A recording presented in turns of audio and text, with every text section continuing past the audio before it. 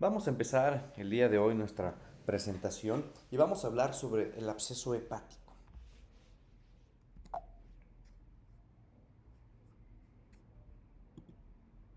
Vamos a tener un breve recordatorio de la anatomía hepática. Recordemos que en nuestro hígado está dividido según la segmentación de Quinault en 8 segmentos. Y recordemos que estos segmentos van a depender de la localización de la vena porta. De tal manera que el segmento 4A, 4B, el segmento 2 y 3 van a corresponder hacia el lóbulo hepático izquierdo de nuestro paciente. Y los segmentos 5, 6, 7 y 8 van a formar el lóbulo hepático derecho de nuestro paciente. Aquí vemos una imagen de un puño de la manera en la que podríamos aprender o recordar cómo es la segmentación hepática. Recordemos que el hígado se divide en lóbulos izquierdos y derechos a través de una línea imaginaria que va desde la vena cava hacia la vesícula biliar. Y esto corresponde también a la segmentación hepática de Quinault. A manera de recordatorio, nuestro hígado tiene varias funciones. Tiene la función de sintetizar colesterol, producir triglicéridos, la función de la gluconeogénesis, glucogenólisis, la digestión de alimentos, el depósito de sustancias, almacena glucógeno, vitaminas, transforma el amonio en urea, desintoxica la sangre, neutraliza algunas toxinas, sintetiza los factores de coagulación, sintetiza también la principal proteína de nuestro cuerpo, que es la albúmina. Y también debemos de recordar que se encarga de la síntesis de la bilirrubina. Y aquí tenemos a manera de resumen cómo es toda la síntesis de la bilirrubina, que ya hemos dejado en otro video que se encuentra también por acá. Recordemos que la vesícula biliar es una bolsita que almacena la bilis propiamente, que produce nuestro hígado. Recordemos que el hígado produce todos los días entre 700 y 1200 mililitros de bilis. Hay algunos pacientes que por su tamaño pueden producir un poco más de bilis. Recordemos que la formación de la bilis depende de muchos factores y esta bilis, la composición, tiene que estar en un perfecto equilibrio entre el colesterol, los ácidos biliares y la lecitina, y esta imagen en forma de triangular recibe el nombre de triángulo de Admiral, en donde especifica o esquematiza los componentes de la bilis y que tienen que estar en un perfecto equilibrio para que no se precipiten y no se formen piedras. El absceso hepático. El absceso hepático lo podemos definir como una colección supurativa causada por la invasión y multiplicación de microorganismos dentro del parénquima hepático, ya sea sano o dañado.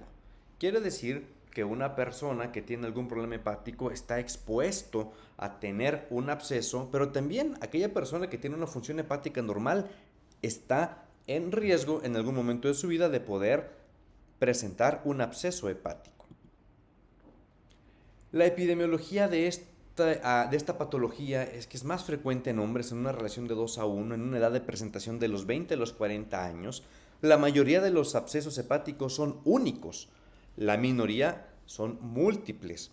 La mayor parte de ellos se ubican hacia el lóbulo hepático derecho, esto por cuestión anatómica, porque reciben mayor sangre proveniente de los vasos mesentéricos hacia la vena porta, y si hay más de un absceso, la sospecha es que debe ser un absceso piógeno.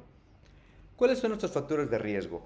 Pacientes con diabetes mellitus, porque estos pacientes se encuentran más susceptibles a tener alguna infección en todo su organismo. Se pueden considerar pacientes inmunocomprometidos, los pacientes con cirrosis hepática, aquel paciente que tiene algún tratamiento del cáncer a cualquier nivel de su organismo, pacientes que tienen síndrome de inmunodeficiencia adquirida, el ser hombre o que tenga alguna hepatopatía como hígado graso, fibrosis, cáncer de hígado, cirrosis hepática, etc. ¿Qué es lo que sucede?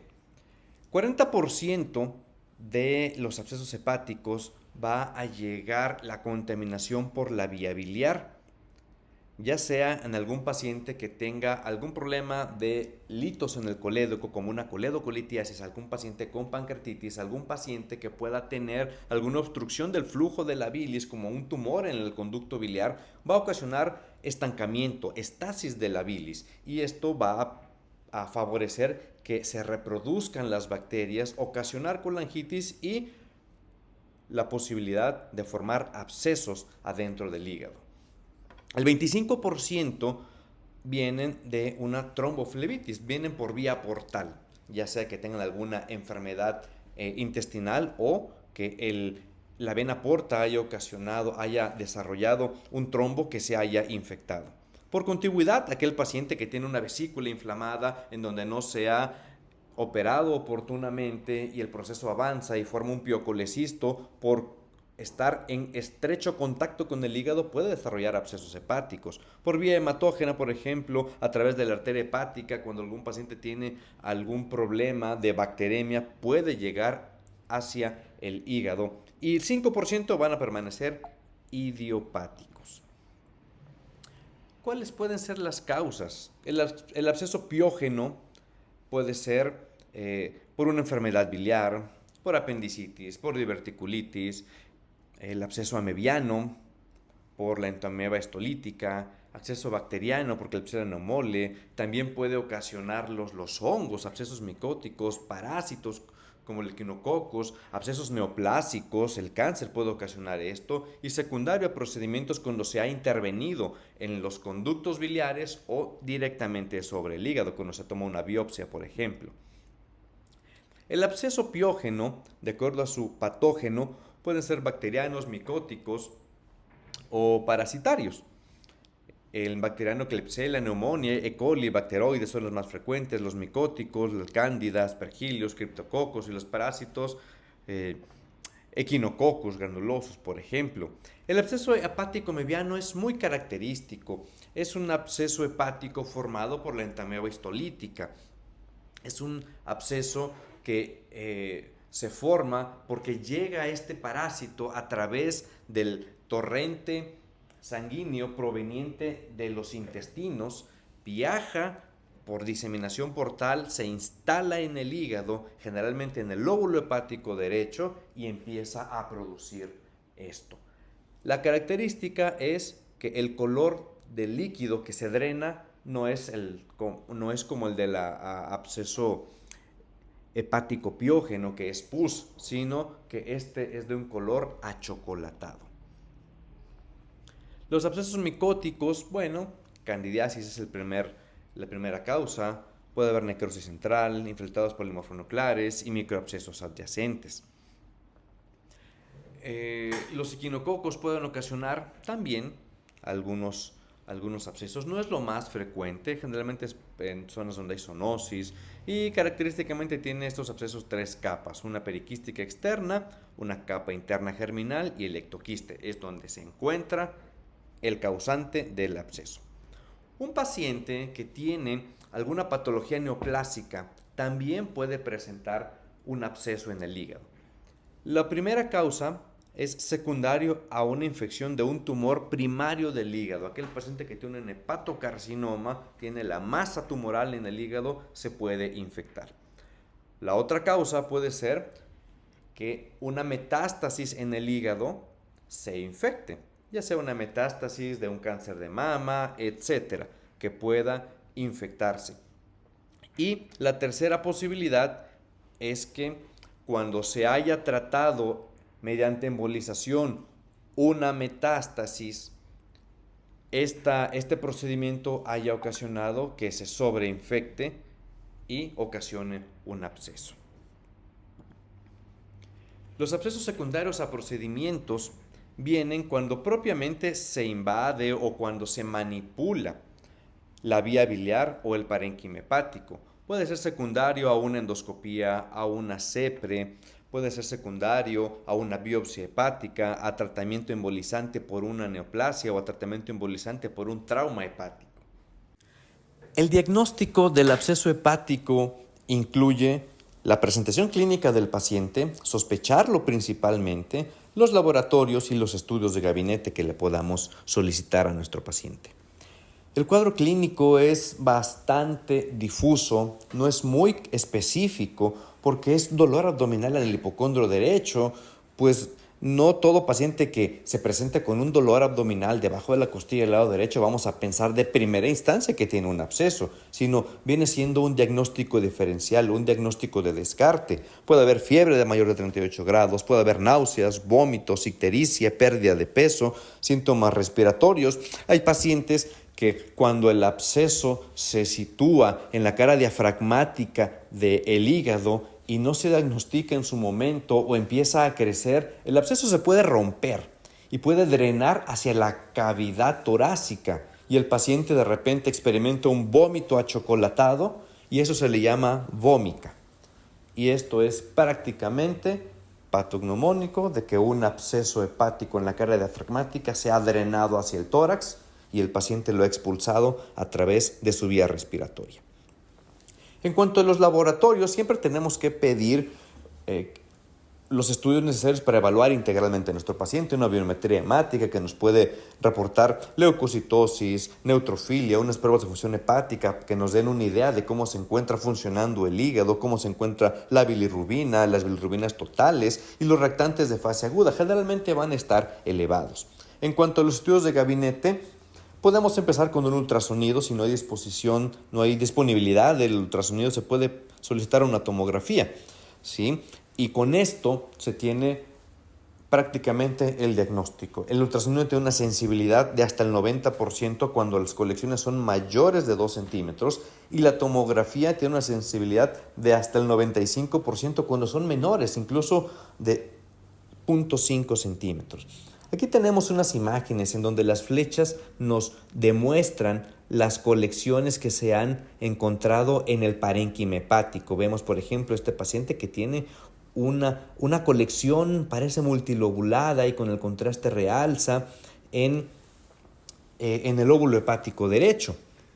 En este otro corte podemos observar la localización en un corte axial de esta colección. Aquí vemos otra colección un poco más difusa y al parecer pudieran ser más de una colección.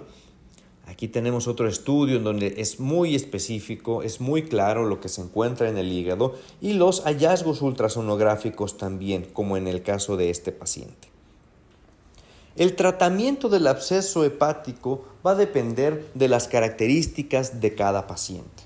Si es un paciente que tiene un absceso muy pequeño, no tiene datos de colangitis, pudiera iniciarse un tratamiento médico conservador con antibióticos de amplio espectro, considerando la posibilidad de que pueda ser amebiano, pues el medicamento indicado para el tratamiento de la amebiasis. También puede ser un tratamiento mínimamente invasivo, y esto lo hablamos, drenajes percutáneos a través de radiología intervencionista o definitivo, ser necesario que el paciente se someta a un evento quirúrgico. El tratamiento conservador pues son para abscesos pequeños, se le puede dar antibióticos IV y evaluar la respuesta, dar antibióticos de doble esquema y evaluar la comunicación con la vía biliar.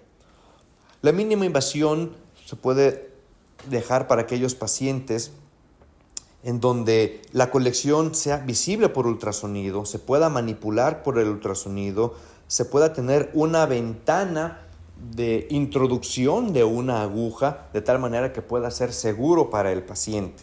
Es un drenaje percutáneo guiado por ultrasonido a través de una aguja y se deja un catéter de pigtail, de cola de cochino, de un diámetro de 10 a 14 French.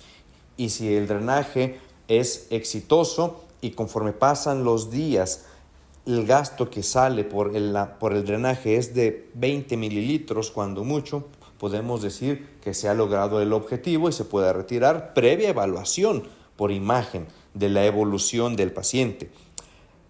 Existe una posibilidad de que no se pueda resolver mediante este tratamiento, que es de un 15%, que a lo mejor se haya drenado una parte y no completamente, y esto puede deberse a que ese absceso tiene muchos lóbulos, está multilobulado. Es entonces cuando podemos recurrir al evento quirúrgico, pero si desde un inicio nuestro paciente tiene un absceso muy grande, tenemos un paciente con datos de respuesta inflamatoria sistémica, datos de colangitis, tenemos que apresurarnos, no esperar a que le demos oportunidad al tratamiento médico, sino ser más agresivos en esto. Pacientes con abscesos grandes, abscesos que se han roto en la cavidad abdominal y han ocasionado una peritonitis. Hay algunas variantes anatómicas en el paciente que puedan impedir el drenaje percutáneo, entonces hay que entrar a través de la laparoscopía a drenar ese absceso. Si el absceso ha sido muy grande y ha afectado el hígado, valorar si se requiere alguna resección hepática o si hay alguna neoplasia, valorar qué podemos hacer en su momento. Hasta aquí hemos hablado del absceso hepático. Espero que haya sido una plática que a grandes rasgos podamos haber entendido. Es una patología que sabemos que se puede presentar, que debemos de conocer para tener esa sospecha diagnóstica y tener el oportuno diagnóstico para darle el tratamiento adecuado a nuestro paciente.